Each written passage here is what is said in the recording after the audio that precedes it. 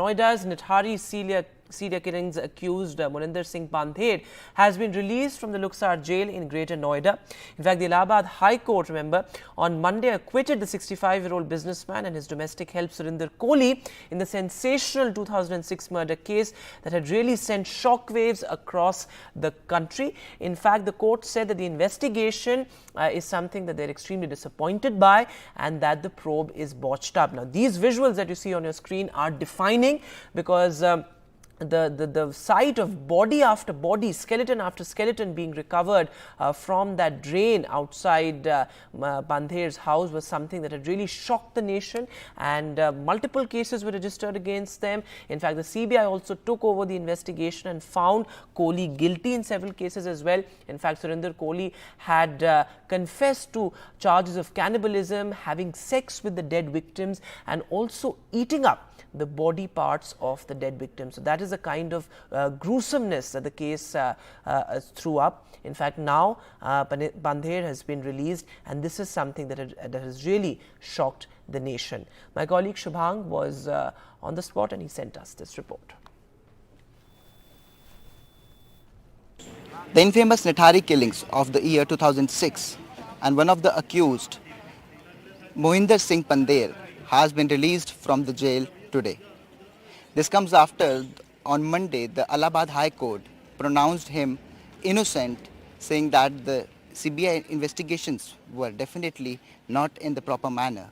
The more angles they could have seen during the investigation. So saying that they have pronounced him innocent. Right now I'm standing just outside the jail premises where he was locked. The team of his lawyers was definitely here since morning, and he has left with his team of lawyers.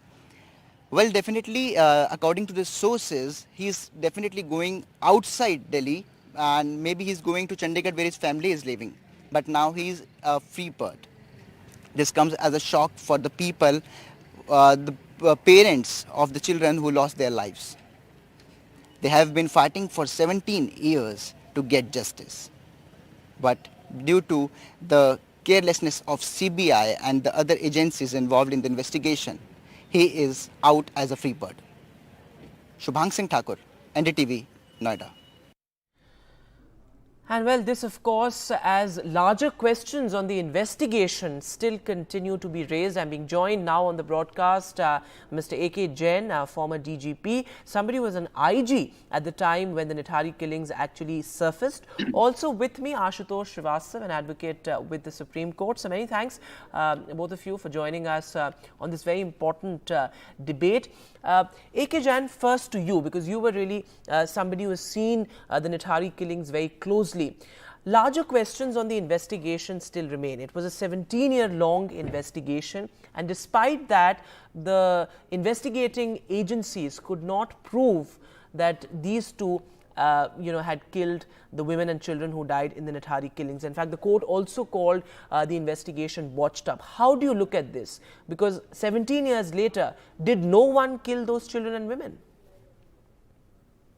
First, let me make it clear, I was not posted in that area. I was posted at Lucknow as IG. But I am aware. As a police officer, I am aware of the killings, of the investigation which took place. Investigation was with Noida police only for 10 days. And after that, because of hue and cry and because the case was of national importance, it was transferred to CBI for further investigation.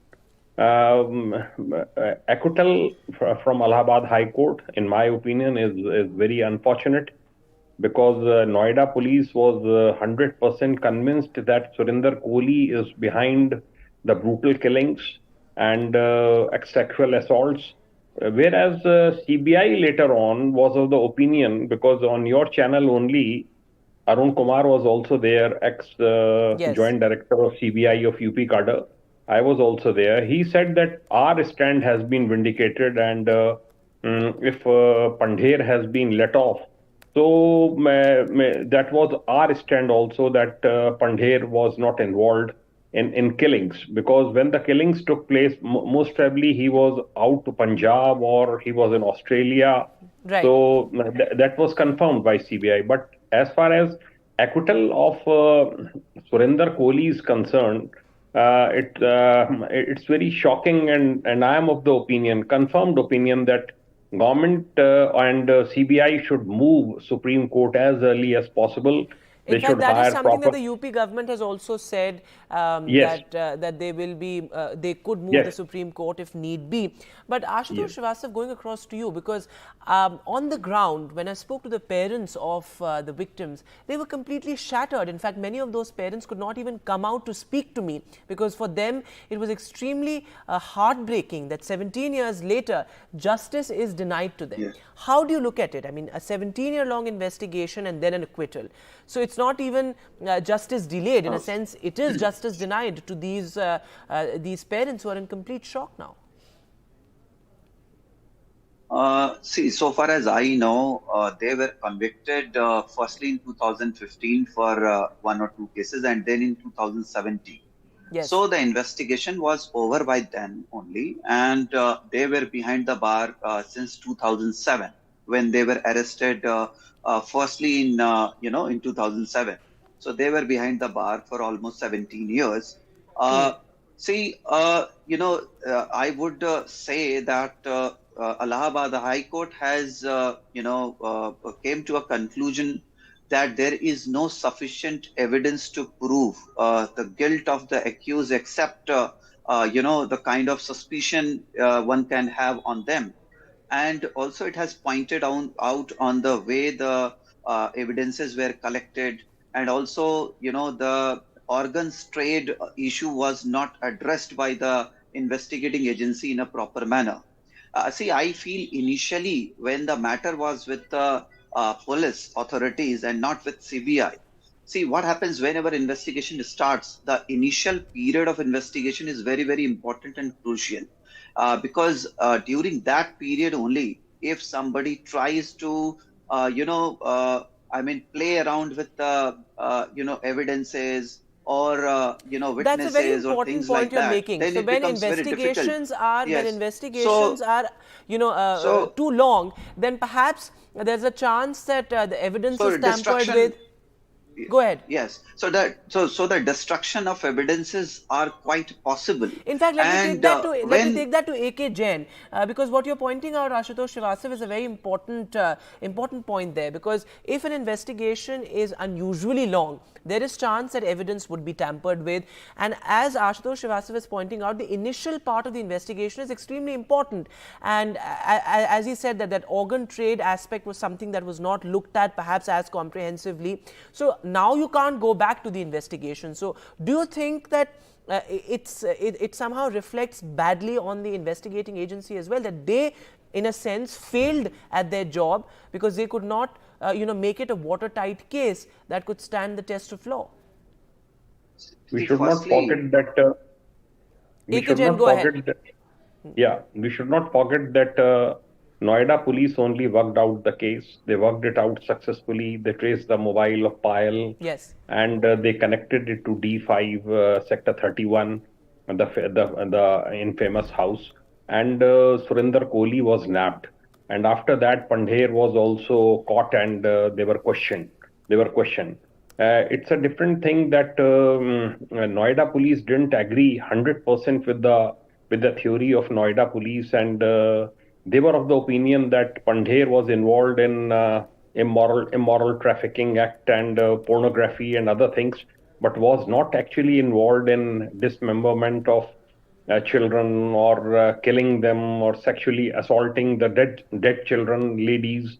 So this was the opinion. It might have led to the acquittal of Pandher, but in my opinion, Surinder Koli, we should try our level best that he doesn't come out of the jail, because he is involved. Entire Nithari village, they can vouch for it. They can vouch for it that he is behind the killings. Pandher is behind the killings. Absolutely. Pandher was and in fact, aware. On the ground as well, when I spoke to some of these victims' parents, a lot of them were, in a sense, of the opinion that Koli is involved and he should not come out of jail, because that is something that would be extremely heartbreaking for them as well. But Ashutosh Srivastava, do you think that cases which are extremely sensitive, whether it's the Nithari killings or the Soumya Vishwanathan case that we recently saw a verdict in. Of course, you can't compare the two, but of course, these kind of cases, which are extremely sensitive, there has to be some amount of fast tracking as far as these cases are concerned. Would you agree? Yes, I definitely I do agree. Actually, see what happens. The court proceeds with the kind of investigation which takes place into motion. So whatever the reports required, or the charge sheet being filed, or the case being transferred to other agencies for proper investigation, that all takes time. Now, in this case also, if we see initially when the matter was with the police, actually, the state only took a decision where they suspended 2 of the SPs and 6 other policemen were suspended. And on the insistence, the matter was transferred to CBI. Then Right. CBI took its course, and then the investigation, again started. So all this process takes time because CBI cannot just take the files and start immediately. Even they have to go through, about the previous investigations being conducted by the previous agency. So, this all takes time, and without these reports and submissions, the court also cannot reach to a conclusion. Many a times the witnesses who are very important and crucial to the case, they also hesitate in appearing in the court.